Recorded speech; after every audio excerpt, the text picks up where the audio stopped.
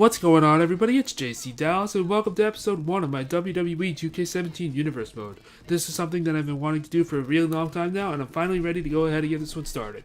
In this episode, I wanted to talk about the rosters for each brand, how the series is going to work, and what to expect from my videos moving forward. So the first thing that I wanted to talk about is the rosters for each brand. I already have this all set up. I did this through a list randomizer, and what I did was I took the best 40 main roster current day WWE stars and put them into a list. I clicked random, and whichever name popped up, that would be the person who was drafted, and I would alternate between Raw and SmackDown, and that's pretty much how the draft came about.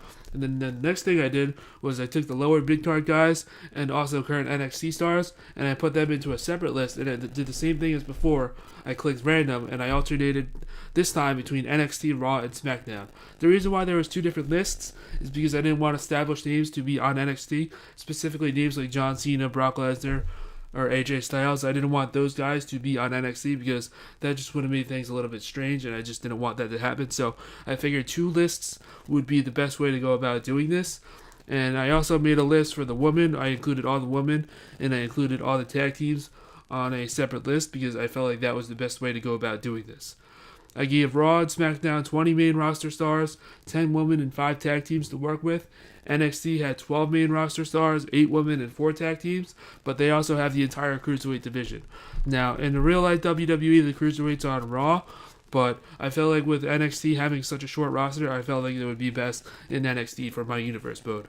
Speaking of NXT, there might or there might not be some non-WWE superstars in my universe mode. I will already announce that there is going to be one, and that is Adam Cole. There are rumors about him coming to WWE in the future, so I figured he would definitely be a nice help to the NXT brand in my universe mode. I did make a few changes here and there to even the roster out, specifically with the women and tag team divisions. I just felt like the NXT women had too many main roster stars in current WWE, and it just would have felt weird to have all those main roster stars in NXT, so I made sure that some of them were on the main roster, and I also evened out the tag team division. But overall, I'm pretty happy with how the rosters came out. I think each brand has several top stars they can work with, a quality mid-card, and great depth overall. And I definitely like the tag team and women's division. I put some time into making sure that those were pretty even. So that is pretty much all I have to say about the rosters. The next thing I wanted to talk about here was how this is going to work. So normally in universe modes, people like to do play-by-play commentary for their matches. And I come to the realization that I'm definitely not a good play-by-play commentator. You guys probably noticed that in my last videos where my play-by-play commentary was just not very good. And that's part of why I didn't really upload too often. You know, I would try to do commentary for videos, and I would get frustrated with my lack of play-by-play commentary skills, and I would just not want to do commentary. So that's why I really didn't upload too often, and I apologize for that, but that's the honest truth. So instead, what I'm going to be doing is just talking about WWE. I've been a big fan of WWE ever since the late 1990s, and I think I can show my creativity by talking about the specific superstars in the matches that I feature. So, for example, if I have an AJ Styles versus John Cena match, I could talk about my favorite AJ Styles matches or my favorite John Cena matches, what I would like to see from AJ Styles or John Cena in the future, real-life WWE, some potential dream matches between those two, and I would just talk about any news or information I hear or what I would do with the characters in WWE in real life. So that's pretty much what to expect from this series moving forward. I might sprinkle in a few play-by-play spots here and there, but that's not going to be the main focus, and I don't want to hold myself accountable for that because play-by-play is definitely not my strength, as you guys probably already noticed. So the next thing that I wanted to do is talk about what to expect from the actual videos themselves.